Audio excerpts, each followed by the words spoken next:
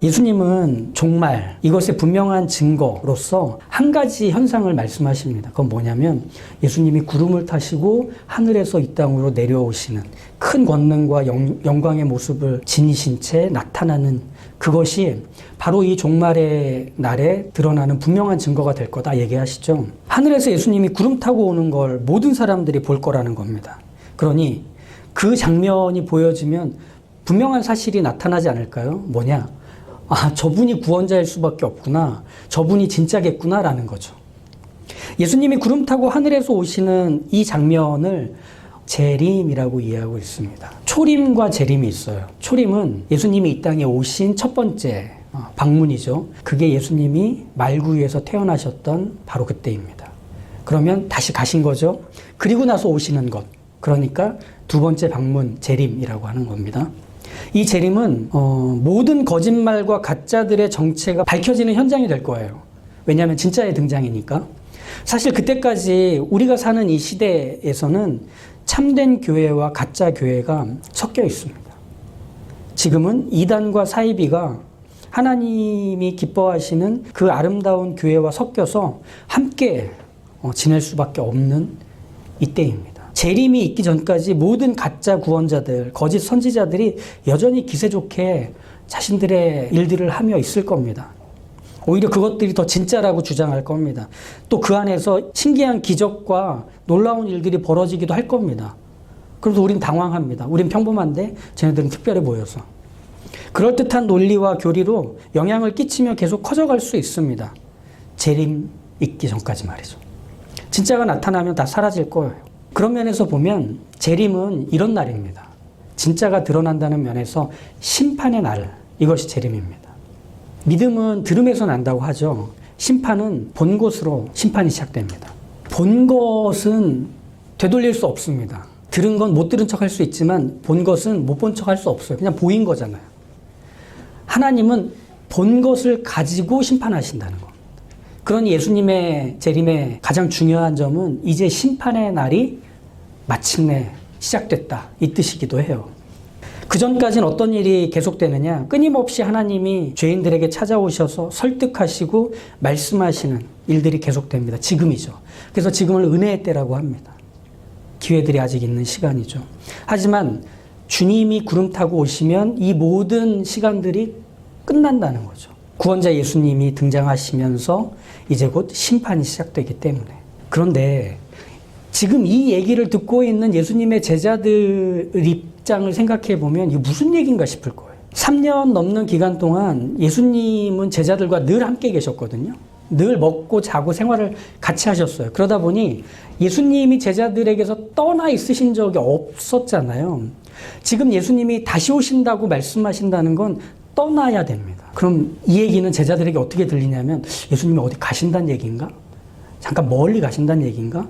이런 이해가 먼저 생기는 거죠. 비록 재림에 대한 교훈, 이것은 당장 제자들에겐 추상적인 말들이었던 것은 분명해요. 가야 오실 거기 때문에. 그런데 이것은 나중에 중요한 사건 두 가지가 벌어질 때 제자들에게 아, 이게 예수님이 하셨던 그 말씀이었구나 라고 알게 될 겁니다. 이 두 가지 중요한 사건은 부활과 승천입니다. 둘 다 떠나는 이야기죠. 예수님이 죽으시러 가시는 그 사건이 있어야 부활하셔서 다시 오시는 일이 일어나는 거잖아요. 예수님이 하늘로 올라가시는 일이 있어야 하늘에서 구름 타고 내려오시잖아요. 그래서 사도행전 1장에서 보면 우리가 잘 아는 성령이 너희에게 임하시면 너희가 권능을 받고 예루살렘과 온 유대와 사마리아와 땅끝까지 이르러 내 증인이 될 것이다 라고 한 후에 예수님 어떻게 하시죠? 하늘로 승천하시죠. 제자들이 황당했습니다. 왜냐하면 이제 예수님이 죽고 부활하셨으면 적어도 로마 황제가 있는 황궁에 들어가서 로마 황제를 밀쳐내고 그 자리에 올라서거나 아니면 예루살렘 성전 중심에 서서 내가 바로 그 그리스도다. 나를 잡아 죽이려 했던 것들 다 엎드려. 이렇게 해야 될 것 같은데 예수님께서 그냥 가버리시는 거예요. 제자들 입장에서 황당한 거죠. 왜 다음 일이 없지? 그런데 그때 천사들이 예수님 발바닥만 보고 있던 제자들에게 나타나서 이렇게 얘기합니다. 갈릴리 사람들아 어찌하여 서서 하늘을 쳐다보느냐. 너희 가운데서 하늘로 올려지신 이 예수는 하늘로 가심을 본 그대로 오시리라 하였느니라. 예수님이 지금 마가복음 13장에서 하신 구름 타고 다시 오신다는 얘기를 천사들을 통해서 다시금 확인하는 겁니다. 아, 그래, 이 얘기였구나. 예수님은 떠나셔야 하는 분이구나. 그래야 다시 오시는구나. 그분의 죽음도 가셔야만 부활로 다시 오시는 것처럼 예수님이 하늘로 올라가셔야만 예수님이 다시 이 땅에 오시는구나. 부활은 살아나시려고 죽으신 사건이고 승천은 오시기 위해서 가신 사건이라면 재림은 부활과 승천 사건과 깊게 연관되어 있었던 겁니다. 그런데 부활과 승천이 이렇게 재림과 깊게 연관되는 이유는 뭘까? 왜냐하면 필연성 때문입니다. 예수님의 십자가의 죽으심은 필연적으로 부활과 관련되어 있습니다. 즉, 부활하셔야 되기에 죽으시는 겁니다. 그렇다면 승천은 무엇을 위해 필연적인 거죠? 그렇죠. 재림을 위해 필연적인 거죠. 즉, 부활과 승천과 재림은 서로가 서로를 요청하고 서로에게 근거하는 깊게 연관된 사건들인 거예요. 이게 일어나는 이유는 이것 때문이고 이게 일어나야 하기 때문에 이건 반드시 일어나야 하는 거예요. 그러니 예수님이 구름 타고 이 땅에 오시는 영광의 재림, 이건 필연적으로 예수님의 십자가를 요청하기 때문에 예수님은 반드시 죽으셔야만 하는 거죠. 그래야 하나님의 모든 계획이 성취되고 그래야 영원한 생명이라는 것이 우리에게 반드시 주어질 수 있기 때문에 십자가의 죽으심은 예수님께는 필연적인 거였습니다. 그런 점에서 이단과 사이비의 교주들을 향해 그들의 추종자들은 이렇게 물어봐야 되는 거 아닌가요? 당신의 필연성은 뭡니까? 이렇게 물어봐야 되는 거죠. 예수님의 필연성이 죽으심이었다면 그럼 그 이단의 교주들은 어떤 필연성을 갖고 그들의 교리를 설파하고 있는가? 그들이 그 무리를 이끌고 있는가? 되물을 수 있어야 되는 거 아닌가요? 그 이단과 사이비 교주들은 들여다보면 그 무리 속에서 아주 잘 먹고 잘 삽니다. 오래오래 삽니다. 무슨 장수만세예요, 그 사람들만. 많은 호위 부대에 둘러싸여서 안전하게 지냅니다. 자신의 욕망을 펼치는 거예요, 이단과 사이비는.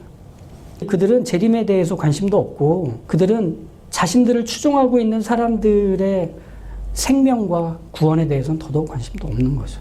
그들의 필연성이 이기심이기 때문에. 그게 그들의 필연성일 뿐입니다. 이제 예수님의 필연성을 한번 보시죠. 그분은 적당한 자리에서 스스로 끝마치지 않으셨습니다. 반드시 죽기로 하셨습니다. 그래야만 부활이 있기 때문에, 그래야만 승천이 있기 때문에, 그래야만 재림이 있기 때문에. 사실 예수님이 그 죽음을 향해 가고 계신 그 모습은 제자들에겐 착잡한 모습입니다. 이제 제자들은 예수님이 죽게 되는 과정들을 다 목격할 겁니다. 아, 왜 저러지? 왜 굳이 저렇게까지 하시지?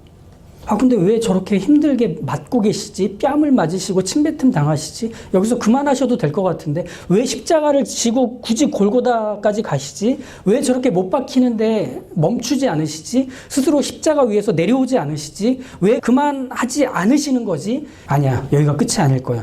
분명 예수님은 뒤집어내실 거야. 예수님은 승리를 선언하실 거야. 저것들을 다 부끄럽게 하실 거야. 이런 생각들을 가지면서 버티고 버텼을 겁니다. 예수님이 역전을 일으키실 것을 말이죠. 이게 제자들이 예수님의 죽어가는 전 과정을 볼 때에 가졌던 마음일 거예요. 하지만 그런 일은 일어나지 않았죠. 예수님은 결국 죽으셨잖아요. 제자들이 바란 일들은 예수님이 그 과정에서 멈추시기를 바랬겠지만 예수님은 죽음의 자리에서 죽으십니다. 이별의 자리에서 이별하십니다. 그러면 이제 우리가 여기서 예수님의 이 죽음의 필연성에 대한 얘기들을 할 때 예수님의 마음을 확인해 볼 필요가 있는데요. 예수님은 하나님이 끝내라고 하실 때까지 끝내지 않으실 거였습니다. 그러니 벌어져야 할 일은 분명하게 벌어지는 자리에 예수님의 삶이 있으셨습니다. 끝이 반드시 맺어지는 자리에 예수님의 발길이 닿았습니다. 죽어야 끝나는 자리, 몸이 찢겨지고 깨져야 끝나는 자리, 무덤에 묻혀야 끝나는 자리. 그러니 예수님이 가신 길은 죽을 것처럼 힘들고 아프고 외롭고 무섭다고 해도 아직 죽은 게 아니라면 끝난 게 아니었던 자리입니다. 끝내셔야 끝난다는 걸 아시고 가는 그 자리셨기 때문이죠. 끝내셔야 끝나는 걸 아는 삶을 사신 예수님은 지금 제자들에게 또 우리에게 똑같이 살라 하십니다. 누구든지 나를 따라오려거든 자기를 부인하고 자기 십자가를 지고 나를 따를 것이니라. 우리가 예수님을 따라간다라고 하는 것, 우리가 예수님의 제자로 사는 삶은 모든 일의 끝을 하나님이 정하셨다는 사실 앞에서 그분이 그만하자 하실 때까지 계속 가는 게 우리에게 주어진 날들을 사는 삶의 자세입니다. 참 우리에게 힘든 말씀인 것 같아요. 우주의 모든 존재하는 것과 법칙과 힘들이 할 일을 모두 마칠 때, 그때가 종말이라면 그 종말이 이루어지는 것은 하나님이 끝내라 하셨기 때문입니다. 그래서 하나님만 끝낼 때와 시기를 아신다는 걸 예수님이 계속 반복해서 얘기하시는 거죠. 32절처럼 그날과 그때는 아무도 모르나니 하늘에 있는 천사들도 아들도 모르고 아버지만 아신다.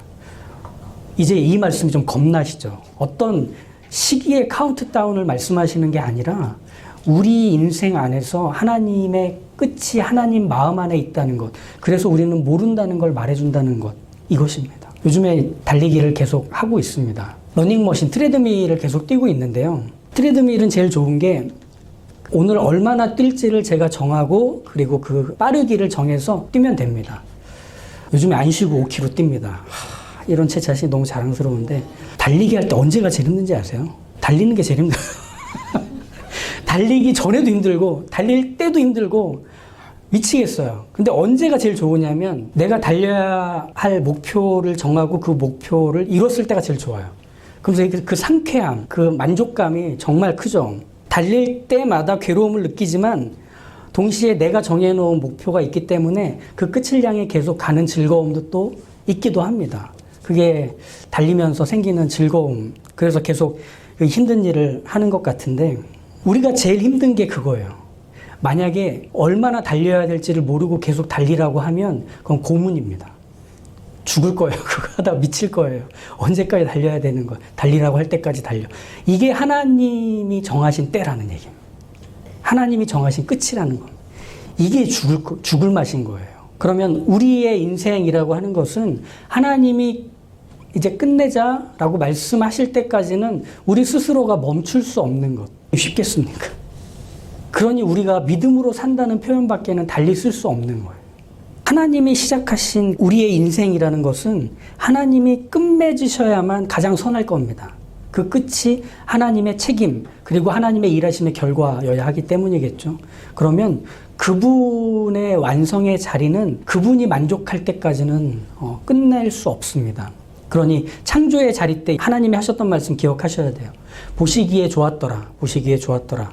그러면 하나님이 끝내시는 건 역시 보시기에 좋았더라가 되어야만 한다면 그럼 우리는 우리 마음대로 끝낼 수가 없는 거죠.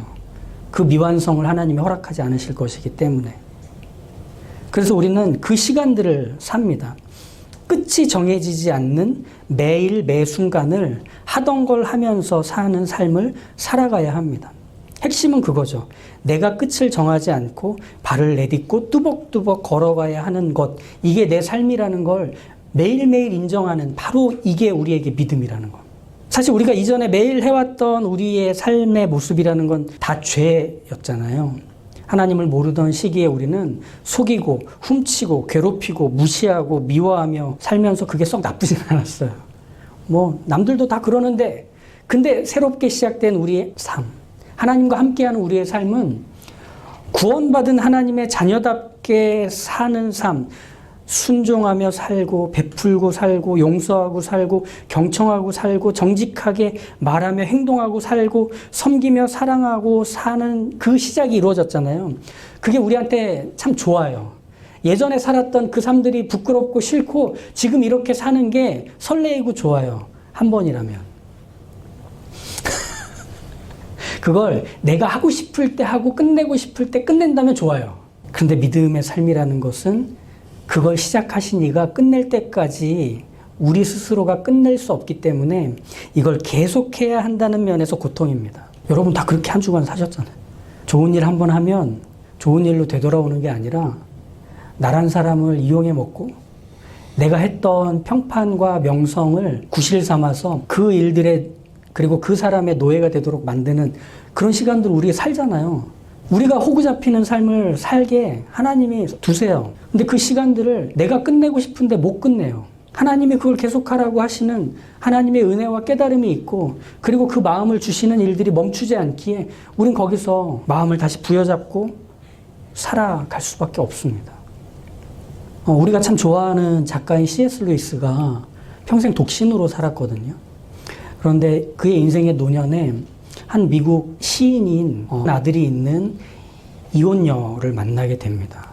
서로에게 호감을 갖게 되지만 평생을 독신으로 살아왔던 모쏠인 C.S. 루이스가 어떻게 이 나의 마음을 표현해야 되는지를 잘 모르고 서툴러요. 그러다가 이 여자가 골수암에 걸립니다. 그때 확인하게 됩니다. 시간이 별로 없다. 내가 이 사람에게 내가 가지고 있는 모든 걸 다 주어도 그걸 다 받을 수 있는 시간이 없다. 그러면서 이 여자와 결혼을 하고 그리고 나서 그 남은 여명의 시간들을 함께 보냅니다. 이제 이 사랑하는 아내를 하늘에 하나님 품에 보내고 나서 C.S. 루이스가 그 아들과 함께 다락에 앉아서 떠나보낸 엄마와 아내를 그리워하면서 서로 눈물을 흘립니다. 너무 사랑했고 나보다 더 사랑했던 그 사람이 이 땅에 없는 게 너무 괴롭다. 너무 고통스럽다. 사랑했다는 사실이 고통이다. 근데 고통도 사랑의 일부라는 걸 알겠다.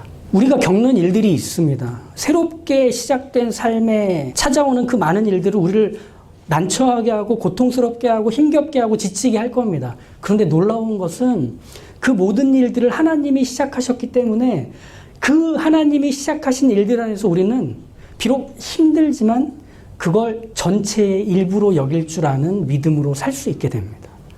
그분이 끝내라 하실 때까지 스스로 끝내려 하지 말고 한번 가보기로 하자.